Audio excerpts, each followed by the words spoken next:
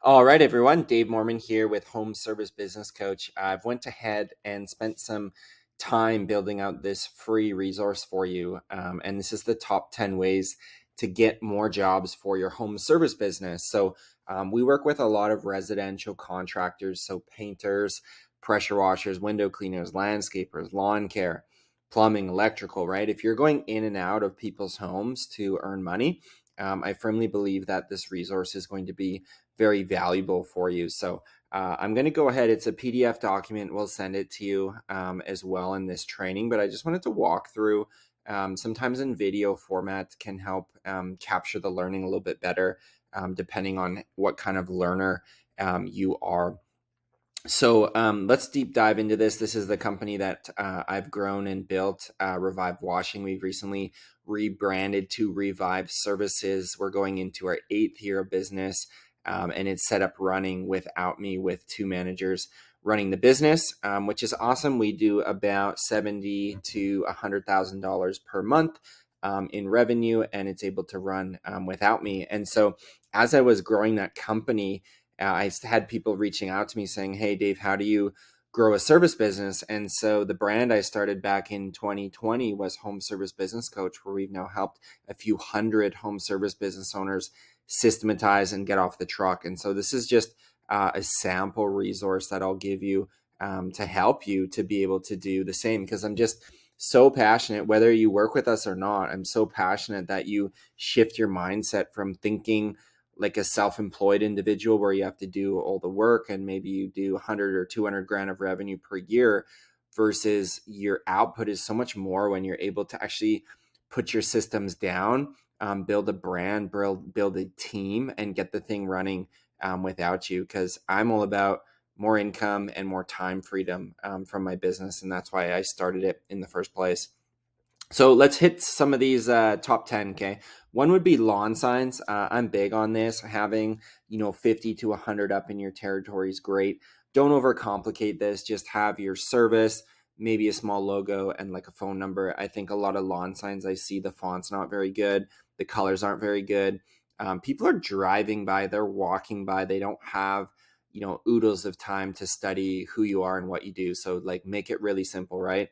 Exterior painting logo, phone number, maybe a website, good to go. So these lawn signs, depending where you are, they can be like $5 to $10 per sign, and I'd suggest having like 50 to 100 up in your area. We've learned from experience not to go too buck wild with this, because it can upset, bylaw or HOAs. You just want to kind of be cautious with this and not like throw up, 5,000 in your area and get banned or fined or anything. Just sprinkle them around in residential neighborhoods work super good. Staying on the sign train, the A-frame sign. Okay, so this is like a sandwich board sign. It's called a Signacade sign. You can get them on like Vistaprint or at a local print shop. They're like $300 per sign, so they're very cost effective. But you'll put an insert on either side of that sandwich board sign, and I'd really suggest you get that up at every job. This has been a simple tip that, to me it sounds easy because I've been doing this a long time, but maybe you've never heard that before. And you can even set up like a QR code where people walking by can scan to get a free estimate. And our crews will generate leads every single week from having these A-frame signs up. So if you're doing work in a neighborhood, you want to be heads up looking around, and you want neighbors to really see who you are, what you're doing, and give them a chance to get an estimate. And this is like free marketing around the job site. Works super well. Third is flyer delivery. This one can be controversial because you want to have good copy and you want to have good branding on your marketing deliverables. So, you can do a EDDM, like every door direct mail campaign. You can also just, hand deliver flyers around the job site if you don't really have the financial means to go and get, a run of 5 or 10,000 for an EDDM campaign. But again, with the neighborhood campaign, you want to be targeting 5 to 10 houses around the job that you're doing. For my business, we do 5 to 10. We call them 5 arounds. So we'll deliver these flyers to the 5 to 10 neighbors around the job site. And this applies if you're working, in like cookie cutter neighborhoods, we like to call it. If you're working, houses are a mile apart, we're not going to be walking to each of those. But usually we work in like cookie cutter subdivision neighborhoods where you get 200 to 2,000 houses that all look really similar, you can certainly pick up more work just from having a really dialed in flyer. So that's 3 ways. Way 4, door knocking. Again, controversial. I don't know why marketing is so controversial. I think because people test some things and they don't go deep enough and they say it doesn't work. In my journey, we've done over 1.5 million just from door knocking for driving business. So you knock on the door, you say who you are, you say you're working in the neighborhood so long as you are. You point out a needs recognition like, hey, we're cleaning gutters, we're cleaning siding, we're cleaning driveways, whatever. We just did the neighbor's house, again, social proof. We'd love to give you a free estimate. And that just works great. If you're door knocking, we like to get 1 to 2 leads per hour for each door knocker. And I would suggest paying a canvasser a base plus a commission. We teach all this inside our coaching program, but the door knocking is a great program. If you're putting in, $5,000 in the door knocking, you should quite handily book $50,000 of work out of it, especially the larger job sizes that you go up. If you're selling, $10,000 paint jobs, is easier to stack work than selling, $200 window cleans. So I usually like to go up market and sell higher tickets with door knocking, but it still works great for those low to average job sizes. Number 5, this is a good EK, strategic partnerships. I don't think people talk enough about this as contractors. So how I learned this was in building Revive. I went out and sought after, like, I'm running a pressure washing business, right? So I went and got to know painters, landscapers, plumbers, electricians, gutter repair, carpet cleaning, roofers. So we have now a Rolodex. We call them our Revive referral partners, where we have relationships with other contractors that also service homes. And so we have got multiple hundreds of thousands of dollars of work just from referrals, because it's not always like your homeowners that are going to know other homeowners. Like, they certainly do, and that works, and we have a program for that. But when you can network with other contractors that are already going into 200, 400, 600, 2,000 houses every year, if you can get around that owner and that manager and that sales team, it will take some time to build a relationship, but you can certainly pass work back and forth. We've got members that we coach, they'll book $50,000 to $100,000 a year just from their strategic partnerships, which is pretty amazing. And how I did that was just cold outreach on LinkedIn, a bit of Google searching, some text messages, digging around on websites, and setting up coffee dates right here. Starbucks coffee dates on Fridays. I would go out like 2 Fridays of the month typically for a coffee meetup. I'd grab business cards and meet the owner, and been doing that for a number of years, and it's turned into dollars for my company. And I think it's something we overlook. And I'll keep going on this for a sec because I get pretty passionate about this. But if you think about it at a high level, if there's, say, 20,000 homes in your area where people will be hiring out carpet cleaners, let's say you have a carpet cleaning business, what are the chances that same affluent homeowner, with a household income of $250,000 is also hiring out for landscaping and painting and chimney sweeping and roofing, all this stuff they're hiring out for? If you're hiring out for one thing, you're typically not going to DIY the other stuff. So when I started learning and thinking along that path, that's where it was so clear, man, rather than going onesie twosie for homeowners, go find the gatekeepers who are already in those homes and start to make relationships with those people. So this is just a huge one, not to be overlooked, and it's benefited me a whole bunch. Referrals, like I mentioned, we have a referral program, right? So if you are painting the exterior of a home, you're probably not going to be recurring that service every year like we do in my cleaning business. And so you want to be thinking, for Kathy and Bill Smith, how can they refer Kathy and Bill Jones, right? How can we make that happen? And so getting your clients to go post in a local Facebook group is great. Leaving them a couple business cards, and even giving them a gift card when they refer you to another client that books.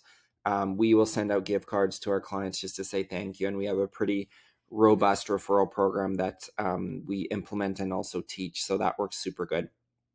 How many is that? 1, 2, 3, 4, 5. Next is Google reviews. Okay, huge one. Okay, if you're not getting these, like get your head in the game, right? We are over like 400 and some odd reviews for my company. We are top rated in our area. We get leads every single day from Google organic. Okay, this is not Google guaranteed. This is not Google pay per click. This is just ranking in the Google Map Pack. Used to be 3 businesses, now it's 5. You can get in and search for window cleaning in my area, and you can see the top 5 businesses that are ranking. That's where you want to be. Okay, you can use all kinds of automated platforms. We like Nice Job to use. Makes getting reviews easy, but also having your technicians really trained in asking for reviews is huge. And I think you, as the business owner, you need to really build it into your culture. You need to bake it in to your company's DNA. Driving reviews, like, not everyone's going to have a Gmail email, and that's okay, right? Maybe 5 out of 10 of your clients will. But we also collect recommendations on Facebook. We get reviews on our Nice Job platform as well. So there are other other platforms where you can collect reviews on. It doesn't just need to be Google. But if you're doing 10 jobs a week, you should definitely be trying to get 2, 3, 4, 5 Google reviews, and keeping that up on a weekly basis will have you being a bit of a force to be reckoned with in your area. So this is digital real estate, guys, that you want to be owning, and you want to be top ranking for your company. Huge one right here. Social media. Okay, this is like huge, and you can run paid ads, of course, but I think just building your brand online is amazing. So like Instagram is very important. Posting on your Google My Business, this would help with this one as well, but that would be a form of social.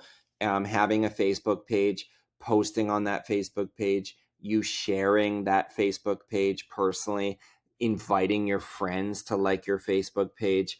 This stuff's not going away, guys. And yeah, it's getting harder to get discovered. That's just because more people are doing it, and these search engines are constantly changing. But having your company top of mind online is huge. So I think Instagram would be great. Facebook page would be another one, and posting regularly to your Google My Business. This is something that could take you 20 minutes per day. You keep that going for months, for years, you're going to start to dominate and build a local brand. So that's a really important one right there. Should add maybe 2 more here. Okay, truck wrap. Okay, this one could be 3,000, could be 4,000, could be 5,000, even with cost going up for a truck wrap. But I've always been really bullish on this in wrapping my vehicles. I used to do decals, they're like $500. Now I just go all in for a wrap. They're for us about $3,000, $3,500 to do a really nice wrap.